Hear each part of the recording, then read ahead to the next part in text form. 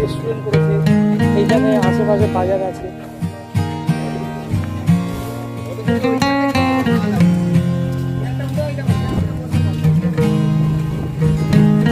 এখানে বসবেন না চলে যাবেন?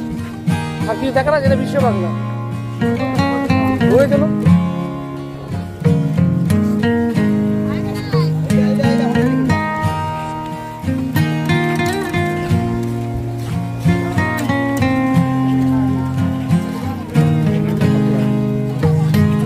তুমি বোধহয় পাপড়ি চাট খাবে, তাই তো?